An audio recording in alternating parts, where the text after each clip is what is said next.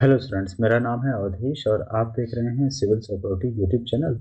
और आज हम लोग पढ़ने वाले हैं मृदा यांत्रिकी एवं न्यू इंजीनियरिंग जो सब्जेक्ट है। इसका क्विक रिवीजन बेसिकली आज हम देखने वाले हैं। इस पूरे सब्जेक्ट को हम रिवाइज करेंगे। कम से कम समय में पूरा जो है सॉइल मैकेनिक्स हम रिवाइज करने वाले हैं। तो आज का जो वीडियो लेक्चर है वो परिचय इंट्रोडक्शन हम देखेंगे, कंप्लीट इंट्रोडक्शन इस वीडियो लेक्चर में। ठीक है, ये काफ़ी हेल्पफुल रहने वाला है अगर आप किसी कंपटीशन एग्जाम की तैयारी कर रहे हैं या फिर जो है कि आप सिविल डिप्लोमा या बीटेक सिविल इंजीनियरिंग के स्टूडेंट हैं, तो आप इस सब्जेक्ट को रिवाइज कर सकते हैं अपने एग्जाम से पहले। ये काफ़ी हेल्पफुल रहने वाला है। चलिए स्टार्ट करते हैं। सबसे पहले बात करते हैं कि न्यू अभियांत्रिकी और मृदा अभियांत्रिकी तथा न्यू इंजीनियरिंग में कौन कौन से जो है कि टॉपिक हम पढ़ने वाले हैं। तो टोटल 11 चैप्टर हम कवर करने वाले हैं सॉयल मैकेनिक्स के। इसमें से जो पहला चैप्टर हमारा रहने वाला है वो है परिचय, इंट्रोडक्शन हम पढ़ने वाले हैं सॉयल मैकेनिक्स का। फिर इसके बाद हम देखेंगे मृदा का सूचकांक गुणांक यानी कि इंडेक्स प्रॉपर्टी ऑफ सॉयल पढ़ेंगे। फिर इसके बाद हम पढ़ेंगे classification of soil. Next chapter जो हमारा होगा वो है clay minerals and soil structure के बारे में पढ़ेंगे। इसके बाद कॉम्पैक्शन के बारे में पढ़ने वाले हैं जिसको हिंदी में संघनन बोलते हैं। फिर इसके बाद सिक्स चैप्टर है कंसोलिडेशन एंड कंप्रेसिबिलिटी के बारे में पढ़ने वाले हैं। सेवन्थ चैप्टर होगा हमारे इस वीडियो सीरीज का, वो है effective stress and permeability of soil. और एट्थ जो चैप्टर है वो है seepage through soil. Ninth chapter है shear strength of soil. 10th chapter होने वाला है earth pressure and retaining wall. And last जो चैप्टर है वो है सैलो फाउंडेशन। तो टोटल 11 चैप्टर हम लोग पढ़ने वाले हैं इस पूरे वीडियो सीरीज में। तो आज हम स्टार्ट करते हैं चैप्टर नंबर 1। चैप्टर नंबर 1 हम जो है कि आज की क्लास में पढ़ने वाले हैं। और अगर आपको ये वीडियो सीरीज आपको अच्छा लगता है तो आप हमारे चैनल को सब्सक्राइब कर लीजिएगा और लाइक कर दीजिए, जिससे कि हमें मोटिवेशन मिलेगा और भी ज़्यादा अच्छे अच्छे वीडियो सीरीज आपके लिए बना सकेंगे। तो चलिए स्टार्ट करते हैं। सबसे पहला परिचय, इंट्रोडक्शन हम लोग पढ़ने वाले हैं कि सॉइल होता क्या है। सॉइल बेसिकली जो है लैटिन शब्द जो है सोलियम से बना हुआ है। ठीक है, जिसका अर्थ होता है भूमि का ऊपरी परत जिसे फावड़े से खोदा जा सकता है। तो जिस भूमि का ऊपरी परत जिसे फावड़े से खोदा जा सकता है इसको हम सॉइल बोलते हैं। ठीक है, लेकिन हमारे as a civil engineering point of view से यह सॉइल की डेफिनेशन नहीं होगी। तो क्या है सॉइल मैकेनिक्स? भू तकनीकी इंजीनियरिंग, ठीक है, में सॉइल एक सुदृढ़ ठोस कण वाली सामग्री है। तो हमारे सिविल इंजीनियरिंग प्रॉपर्टी से हम ये कहेंगे सॉइल क्या है, एक सुदृढ़ ठोस कण वाली एक सामग्री है। ठीक है, जो चट्टानों के विघटन यानी कि डिकम्पोजिशन होने से बनी है। चट्टानों के डिकम्पोजिशन होने की वजह से ये सॉइल बनी है। कणों के बीच रिक्त स्थान जो होते हैं, अब जो कंप्लीट सॉइल है तो सॉइल के कणों के बीच में रिक्त स्थान होती है। यह रिक्त स्थान या तो पानी से भरे हो सकते हैं, वायु से भरे हो सकते हैं, या तो इन दोनों से ही भरे हो सकते हैं। ठीक है, इन ठोस कणों में कार्बनिक पदार्थ भी हो सकते हैं। ठीक है, यानी कि और इस ठोस कण जो सॉइल के हैं इसमें ऑर्गेनिक मैटर कार्बनिक पदार्थ भी हो सकते हैं। इस मृदा कणों को यांत्रिक विधि जैसे पानी की धारा द्वारा अलग किया जा सकता है। ठीक है, अब इसके बाद नेक्स्ट जो है कि 1923 में डॉक्टर कार्ल वॉन टरज़ागी ने जो है संघनन यानी कि कंसोलिडेशन का सिद्धांत दिया था। ठीक है, इस सिद्धांत को दिया था और ठीक एक साल बाद 1924 में सॉइल मैकेनिक्स जो शब्द है यानी कि मृदा अभियांत्रिकी जो शब्द है का आविष्कार किया। सबसे पहले मृदा अभियांत्रिकी शब्द किसने दिया था? तो कार्ल वॉन टरज़ागी ने ही दिया था और इन्होंने कंसोलिडेशन का भी सिद्धांत दिया था। ये हैं अपने टरज़ागी, कार्ल वॉन टरज़ागी। तो सॉइल मैकेनिक्स में डॉक्टर टरज़ागी का योगदान इतना अधिक था कि इसलिए इनको जो है फादर ऑफ सॉइल मैकेनिक्स बोला जाता है। अगर आपसे पूछा जाए कि फादर ऑफ सॉइल मैकेनिक्स कौन है तो आप बोलोगे डॉक्टर कार्ल वॉन टरज़ागी जो है कि फादर ऑफ सॉइल मैकेनिक्स माने जाते हैं। ठीक है, क्योंकि इनका सॉइल मैकेनिक्स में बहुत ज़्यादा योगदान रहा है। ठीक है, चलिए आगे बढ़ते हैं कि मृदा का निर्माण फॉर्मेशन ऑफ सॉइल किस तरीके से हुआ। तो फॉर्मेशन ऑफ सॉइल बेसिकली इस टॉपिक को हम पढ़ने वाले हैं, काफ़ी इंपॉर्टेंट है, इसको आप समझिए अच्छे से। सॉइल क्या होते हैं कि सॉइल के फॉर्मेशन को पैडोजेनेसिस कहते हैं। ठीक है, तो सॉइल का जो फॉर्मेशन होता है इसको हम एक टर्म से अगर एक्सप्लेन करें तो पैडोजेनेसिस बोलते हैं। सॉइल के फॉर्मेशन को पैडोजेनेसिस कहते हैं। सॉइल फॉर्मेशन रॉक में वेदरिंग के कारण होता है, जो कि फिजिकल या केमिकल दोनों प्रकार के हो सकते हैं। तो सॉइल का जो फॉर्मेशन होता है वो वेदरिंग के कारण होता है, और यह वेदरिंग जो है फिजिकल वेदरिंग या फिर केमिकल वेदरिंग हो सकता है। फिजिकल वेदरिंग में सॉइल का जो परिवहन है, ट्रांसपोर्टेशन है, यह वाटर के द्वारा, एयर के द्वारा, ग्रेविटी के द्वारा, ग्लेशियल के द्वारा, इन सब माध्यम से होता है। वहीं पे केमिकल वेदरिंग में सॉइल का जो फॉर्मेशन होता है वो होता है ऑक्सीडेशन और रिडक्शन के द्वारा। ये केमिकल प्रोसेस ऑक्सीडेशन और रिडक्शन के द्वारा जो है कि केमिकल वेदरिंग होती है। ठीक है, और यही जो सॉइल है, आपने देखा कि जो हमारा सॉइल है ये रॉक के डिसइंटीग्रेशन से सॉइल का फॉर्मेशन हुआ है, और फिर यही सॉइल कहीं एक जगह पर लंबे समय तक, हजारों साल तक एक जगह पड़े रहने की वजह से इसके ऊपर प्रेशर और टेम्परेचर जो है बढ़ता जाता है। प्रेशर और टेम्परेचर के बढ़ते जाने से यह सॉइल फिर से जो है रॉक का फॉर्मेशन कर लेती है हजारों सालों में, और फिर यही रॉक का जो है कि अगर वेदरिंग होता है तो इससे जो है सॉइल का फॉर्मेशन हो जाता है। ठीक है, तो ये पूरा का पूरा प्रोसेस चलता रहता है, इसी प्रोसेस को बोलते हैं जियोलॉजिकल सॉइल। ठीक है, कि कालांतर में सॉइल से पुनः रॉक बन जाती है, रॉक से सॉइल एवं सॉइल से पुनः रॉक बन जाती है। इसी को जो है जियोलॉजिकल साइकिल बोलते हैं। ठीक है, अब ये सॉइल का जो फॉर्मेशन होता है या रॉक का फॉर्मेशन होता है वो होता किस तरीके से है, तो एक डायग्राम से हम समझ सकते हैं कि हमारे पास कोई एग्जिस्टिंग रॉक है, कोई एग्जिस्टिंग चट्टान है, तो इस चट्टान का क्या होता है कि वेदरिंग होता है। वेदरिंग या फिर इरोजन कह सकते हैं। इरोजन का मतलब होता है क्षरण होगा या विघटन होगा। तो विघटन होने की वजह से छोटे छोटे पार्ट में, सॉइल के छोटे छोटे पार्ट में टूट जाता है। अब ये केमिकल वेदरिंग हो सकता है या फिर फिजिकल वेदरिंग हो सकता है।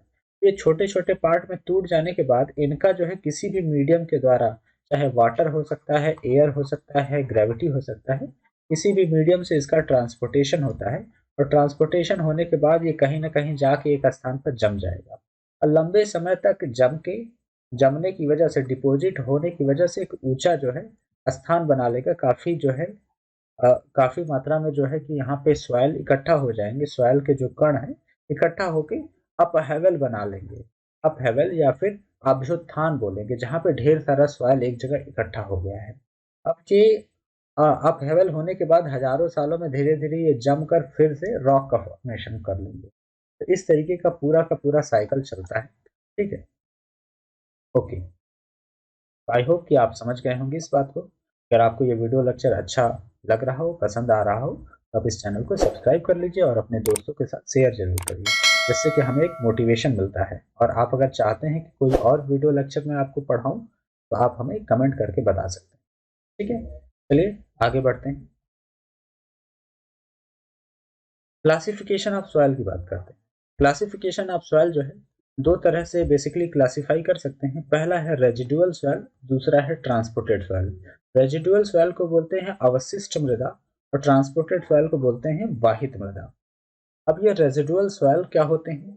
रेजिडुअल सॉइल ऐसे सॉइल होते हैं जो कि बेसिकली एक रॉक है, एक चट्टान है। अब इसमें फिजिकल और केमिकल डिसइंटीग्रेशन होने के बाद, इस चट्टान पे ही फिजिकल और केमिकल डिसइंटीग्रेशन होने के बाद ये यहीं पर पड़ा रह जाए, ये ट्रांसपोर्ट होके कहीं ना जाए, यहीं पे पड़ा रह जाए, तो हम इसको बोलेंगे अब, और यहीं पे डिसइंटीग्रेट होके छोटे छोटे पार्ट में यहीं पे पड़ा रह जाए और सॉइल का फॉर्मेशन कर ले, सॉइल का फॉर्मेशन कर ले, तो इसको हम बोलेंगे रेजिडुअल सॉइल। ये है इसका पेरेंट रॉक। ठीक है, ये है पेरेंट रॉक। ओके, ये पेरेंट रॉक मतलब जिससे ये टूट कर ये सॉइल बना है। तो पेरेंट रॉक पर ही अगर ये सॉइल रह जाता है, कहीं इसका ट्रांसपोर्टेशन नहीं होता है, तो इस सॉइल को हम रेजिडुअल सॉइल नाम देते हैं। ठीक है, कह रहा है कि इसमें मुख्यतः कैओलिनाइट क्ले पार्टिकल होते हैं। वेदरिंग के दौरान मृदा ट्रांसपोर्ट होकर पेरेंट रॉक पर ही जम जाती है, यानी कि ट्रांसपोर्ट होकर कहीं और नहीं जाती है, पेरेंट रॉक पर ही जम जाती है। तो इस तरीके की मृदा को रेजिडुअल सॉइल। ठीक है, और ट्रांसपोर्टेड सॉइल क्या होते हैं फिर? ट्रांसपोर्टेड सॉइल वह सॉइल होते हैं जो कि वेदरिंग के बाद किसी भी मीडियम से ट्रांसपोर्ट होकर कहीं और जाकर डिपॉजिट होते हैं, कहीं और जाकर डिपॉजिट हो जाए, तो इस तरीके के सॉइल को क्या बोलेंगे? Transported soil. तो कह रहा है वेदरिंग के दौरान सॉइल ट्रांसपोर्ट होकर पैरेंट रॉक पर न जमते हुए किसी दूसरी जगह जमने लगती है, तो ऐसी मृदा को हम क्या बोलते हैं? Transported soil. क्लियर है? अब टाइप ऑफ सॉइल की बात करते हैं। ये जो ट्रांसपोर्टेड सॉइल है वो कितने प्रकार के हो सकते हैं, ये आपके एग्जाम में काफी बार पूछा जाता है। ये काफी इंपॉर्टेंट है, तो इसको जो है इंपॉर्टेंट मार्क करिए और इसको ध्यान से समझिएगा। तो पहला जो है वो क्या है? एलुवियल सॉइल, जिसको बोलते हैं जलोढ़ मृदा। ये सॉइल वाटर के द्वारा ट्रांसपोर्ट होती हैं एवं किनारे पर जम जाती हैं। एलुवियल सॉइल आप सिंपल से याद रखिए कि जो रिवर के द्वारा ट्रांसपोर्ट होती है, और रिवर के द्वारा जो है कि बेसिकली रिवर क्या है? पहाड़ों से निकली हुई है, तो अब पहाड़ों से टूट टूट के जो भी पत्थर है रिवर में गिरती हैं, वो लुढ़कते हुए रिवर के माध्यम से आगे बढ़ते हुए ट्रांसपोर्ट होते हुए आगे चली जाती हैं और छोटे छोटे पार्ट में टूटती जाती हैं और टूट के सैंड के पार्टिकल बना लेती हैं और ये किनारों पर डिपॉजिट हो जाती हैं। ठीक है, तो इस तरीके के सॉइल को हम बोलते हैं एलुवियल सॉइल। ऐसी सॉइल जो कि रिवर या रनिंग बॉडी के द्वारा, रनिंग वाटर बॉडी के द्वारा जिनका फॉर्मेशन होता है, इसको एलुवियल सॉइल बात करते हैं। जैसा कि आप गंगा रिवर में आप देखते होंगे, जो भी सॉइल पाई जाती है वो कैसी है? Alluvial soil. दूसरा है मरीन सॉइल। मरीन सॉइल क्या होते हैं? इस तरह के सॉइल में सैंड, सिल्ट और क्ले तीनों ही पाए जाते हैं एवं इसका जो ट्रांसपोर्टिंग एजेंट होता है वो सी वाटर होता है, यानी कि समुद्र का जल अगर जिस सॉइल को ट्रांसपोर्ट करके लेकर आता है, एक जगह जमा देता है, सी वाटर जो है, तो ऐसे सॉइल को हम बोलते हैं मरीन सॉइल। ठीक है, तीसरा है लैकस्ट्राइन सॉइल। लैकस्ट्राइन सॉइल वह होती है जो कि सरोवरी मृदा जिसको बोलते हैं, सरोवरी मृदा। यह मृदा मोस्टली सिल्ट और क्ले को कैरी करती है और इसमें, और जो लैक में यानी कि जो झील वगैरह के किनारों पर, बेड पर, तली पर पाई जाती है, वो जो सॉइल होती है वो लैकस्ट्राइन सॉइल होती है।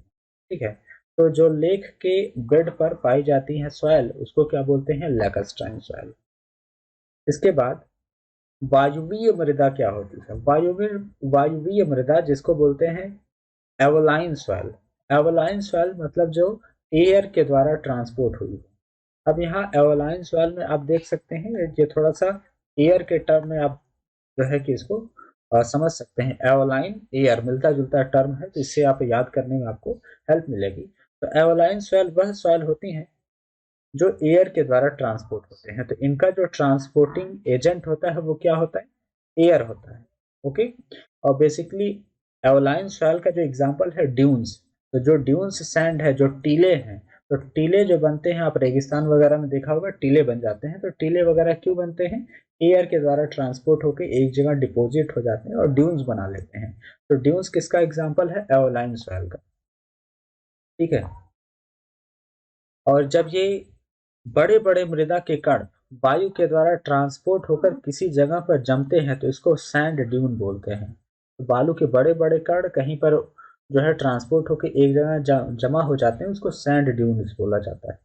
ठीक है, अब बात करते हैं लॉइस सॉइल की। ये लॉइस सॉइल क्या होते हैं? लॉइस सॉइल वो सॉइल होते हैं यदि मिट्टी के छोटे कण, like a clay and silt के कण, एरिड या फिर सेमी एरिड क्षेत्र में जमते हैं, तो उसे लॉइस सॉइल बोलते हैं। एरिड या फिर सेमी एरिड क्षेत्र में क्ले और सिल्ट के जो कण जो है जमा होते हैं, उसको लॉइस सॉइल बोलते हैं। ये very low density and high compressibility होती है। तो इन सॉइल की, लॉइस सॉइल की जो डेंसिटी होती है वो बहुत कम होती है, यानी कि इनका घनत्व तो बहुत कम होता है, और कंप्रेसिबिलिटी इसमें बहुत ज़्यादा होती है, यानी कि इस सॉइल को कंप्रेस किया जा सकता है। और जब जो जिन सॉइल की डेंसिटी कम है और कंप्रेसिबिलिटी ज़्यादा है, तो इनकी भार वहन क्षमता क्षमता भी ऑटोमेटिकली बहुत कम हो जाएगी। ठीक है। छोटे कण की होने के कारण ये कोलैप्स होने का गुण भी इसमें बहुत ज़्यादा होता है और इनकी इनकी ऊर्ध्वाधर पारगम्यता क्षैतिज पारगम्यता से ज़्यादा होती है। यानी कि ऐसे सॉइल में अगर जो है इस तरीके के सॉइल है, इसमें ऊर्ध्वाधर पारगम्यता यानी कि वर्टिकल परमेबिलिटी ज़्यादा होगी as compared to horizontal permeability के। ठीक है। परमेबिलिटी को K से डिनोट किया जाता है, तो Kb is greater than KH ऐसे सॉइल में। ठीक है। इसके बाद जो हमारा सॉइल है वो है बेंटोनाइट सॉइल। बेंटोनाइट सॉइल क्या होता है? It is form from volcanic ash. Bentonite soil बनती है वोल्केनिक एश से। ठीक है। ज्वालामुखी के द्वारा जो निकलती है राख, उनके द्वारा बेंटोनाइट सॉइल का फॉर्मेशन होता है। It has high percentage of montmorillonite. Montmorillonite का मात्रा बेंटोनाइट सॉइल में सबसे ज्यादा होती है। ये माउंट मोरिलोनाइट क्या है? एक तरह का मिनरल है। और ये माउंट मोरिलोनाइट मिनरल जिस भी सॉइल में होती है तो उस सॉइल में हाई श्रिंकेज और हाई स्वेलिंग कैरेक्टरिस्टिक्स आ जाती है। हाई श्रिंकेज मतलब होता है कि पानी के सूखने पर ये या फिर सॉइल के सूखने पे इसमें श्रिंकेज यानी कि सिकुड़ने का गुण सबसे ज़्यादा होता है, बहुत ज़्यादा सिकुड़ जाता है। और जैसे ही इसमें पानी ऐड होता है, नमी ऐड होता है, तो ये फिर से फूलने लग जाता है बहुत तेजी से। तो हाई श्रिंकेज और हाई स्वेलिंग प्रॉपर्टी होती है ब्लैंक ये माउंट मोरिलोनाइट मिनरल में। ठीक है। तो और ये मिनरल बेंटोनाइट सॉइल में पाया जाता है, जिसकी वजह से इसमें बेंटोनाइट सॉइल में हाई स्वेलिंग और हाई श्रिंकेज प्रॉपर्टी होती है। अब ये फाउंडेशन के लिए अनुपयुक्त होता है क्योंकि ये बहुत ज़्यादा स्वेल और श्रिंक करता है नमी के कम या ज़्यादा होने से, तो यहाँ पे हम फाउंडेशन नहीं बनाते। ठीक है। परंतु यह ग्राउटिंग वर्क के लिए काफ़ी अच्छा होता है। इसका एग्जाम्पल है मुल्तानी मिट्टी। मुल्तानी मिट्टी में जो है कि अगर इसको सुखाया जाता है तो ये श्रिंक कर जाता है, इसमें दरारें पड़ जाती हैं और पानी मिलाया जाता है तो ये फूल जाता है। ठीक है। तो मुल्तानी मिट्टी जो है बेसिकली क्या है? एग्जाम्पल है बेंटोनाइट सॉइल का। ओके। ठीक है। इसके बाद कोलुवियल सॉइल। कोलुवियल सॉइल क्या होते हैं? इस सॉइल का ट्रांसपोर्टिंग एजेंट क्या होते हैं? ग्रेविटेशनल फोर्स होता है या ग्रेविटी फोर्स होता है। तो जो सॉइल ग्रेविटी फोर्स के द्वारा ट्रांसपोर्ट होते हैं उसको बोलते हैं कोलुवियल सॉइल। और इसका एग्जांपल है टॉलूस सॉइल। तो टॉलूस सॉइल क्या होते हैं? ये का ट्रांसपोर्टेशन किसके द्वारा होता है? ग्रेविटी फोर्स के द्वारा। ठीक है। और टॉलूस जो सॉइल है एक तरीके का कोलुवियल सॉइल है। अब इसमें पढ़ेंगे लोमी सॉइल। लोमी सॉइल क्या होते हैं? तो लोमी मृदा, इस सॉइल में सैंड की मात्रा 45% होती है, सिल्ट की मात्रा 30 से 50% होती है और क्ले की मात्रा 20% होती है। तो लोमी सॉइल में सबसे ज़्यादा सिल्ट की मात्रा होती है 30 से 50%, सैंड की मात्रा 45% और 20% क्ले की मात्रा होती है। यानी कि इसमें तीनों ही टाइप के सॉइल होते हैं, सिल्ट, क्ले एंड सैंड। तो ऐसे सॉइल कहलाते हैं लोमी सॉइल। मुग सॉइल क्या होते हैं? यह फाइन सॉइल पार्टिकल होते हैं और ऑर्गेनिक सॉइल दोनों का मिक्सचर होता है। तो मुग सॉइल में आपके सिल्ट और क्ले भी होंगे प्लस ऑर्गेनिक सॉइल। ये दोनों ही सॉइल जो है इसमें मिक्स होते हैं। ठीक है। यानी कि fine soil, fine particle soil के और ऑर्गेनिक सॉइल दोनों ही अगर जिस सॉइल में मिक्स हो इसको बोलते हैं म्यूक सॉइल। यह इंजीनियरिंग कार्यों में यूज नहीं होते हैं क्योंकि ऑर्गेनिक कंटेंट है और ये ऑर्गेनिक जो सॉइल है ये क्या होता है? बहुत ज़्यादा कंप्रेस हो जाती है। ऑर्गेनिक सॉइल का बेसिकली मतलब हो गया कि वेजिटेशन से जो भी आपके पेड़ पौधे और वेजिटेशन है अगर इस ये सॉइल में मिली हुई है तो इसका जो है कि इस्तेमाल हम फाउंडेशन वर्क के लिए नहीं करते हैं। ठीक है। अब इसके बाद बात करते हैं पीट सॉइल। पीट सॉइल क्या होती है? यह सबसे ज़्यादा ऑर्गेनिक सॉइल होती है। इसके अंदर वेजिटेटिव मैटर्स ज़्यादा होते हैं। पीट सॉइल में जो वेजिटेटिव मैटर्स हैं ये बहुत ज़्यादा होते हैं और इसकी परमेबिलिटी और स्ट्रेंथ कम होती है और कंप्रेसिबिलिटी ज़्यादा होती है। तो पीट सॉइल बेसिकली क्या हो गया? जो आपका ऑर्गेनिक सॉइल हो गया। ऑर्गेनिक सॉइल क्या होता है? वेजिटेटिव मैटर जो आपके पेड़ पौधे की पत्तियां हैं और जो है कि खाद वगैरह है, ऑर्गेनिक खाद वगैरह है, इन सब से मिला हुआ सॉइल क्या कहलाता है? पीट सॉइल कहलाता है। पत्तियों को सड़ा गला के जो ऑर्गेनिक खाद बनाते हैं बेसिकली, वो जो सॉइल बनती है वो पीट सॉइल कहलाती है। ठीक है। अब ये पीट सॉइल की परमेबिलिटी सबसे ज़्यादा होती है, परमेबिलिटी और स्ट्रेंथ बहुत कम होती है, और कंप्रेसिबिलिटी इसकी ज़्यादा होती है। इसके बाद लास्ट जो कि काफ़ी इंपॉर्टेंट सॉइल है, इसका नाम है काली मृदा या फिर काली कपास मृदा, जिसको हम बोलते हैं ब्लैक कॉटन सॉइल। काफ़ी इंपॉर्टेंट जो सॉइल है, ये सॉइल बेसिकली मुंबई या गुजरात के आसपास पाए जाने वाले जो डेक्कन ट्रैप है, डेक्कन ट्रैप के बेसाल्ट के अपघटन से काली मिट्टी मिलती है। ठीक है। यह किसी भी स्ट्रक्चर को बनाने के लिए बहुत बहुत ही ज़्यादा हानिकारक होती है। यानी कि ब्लैक कॉटन सॉइल में कोई भी स्ट्रक्चर हम नहीं बनाते हैं। क्यों नहीं बनाते हैं? क्योंकि इसमें ही अगर स्ट्रक्चर आप बनाते हो तो वो फेल करने की संभावना बनी रहती है। यह सॉइल फाउंडेशन के लिए उपयुक्त नहीं होता है। It has low bearing capacity. तो इस सॉइल की जो बियरिंग कैपेसिटी है बहुत कम होती है, लगभग 50 से 100 किलो न्यूटन पर मीटर स्क्वायर की ही बियरिंग कैपेसिटी इसकी होती है सॉइल की। ठीक है। यदि इस पर कोई स्ट्रक्चर बनाया जाता है तो इसकी डेप्थ कम हो।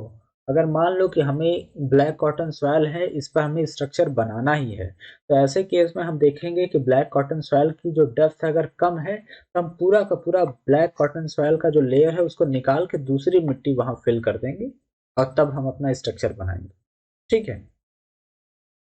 यदि यह हाईली आर्जिलिसियस सॉइल होता है, इस सॉइल में कोहेजन एंड प्लास्टिसिटी का गुण होता है। और यदि जो है इसकी डेप्थ बहुत अधिक है, इस पर हम जो है कि यह पॉसिबल ही नहीं है कि पूरा का पूरा सॉइल हटा के दूसरा सॉइल वहाँ पे डाला जाए या फिर उसको हटा के फाउंडेशन बनाया जाए, तो हम क्या करेंगे, स्ट्रक्चर बनाने से पहले यहाँ पे जो फाउंडेशन देंगे वो अंडर रीम्ड पाइल का इस्तेमाल करके फाउंडेशन बनाएंगे। ठीक है, जिससे कि इसकी जो स्वेलिंग और श्रिंकेज प्रॉपर्टी है इस पर कम इफेक्ट करेगा। ठीक है।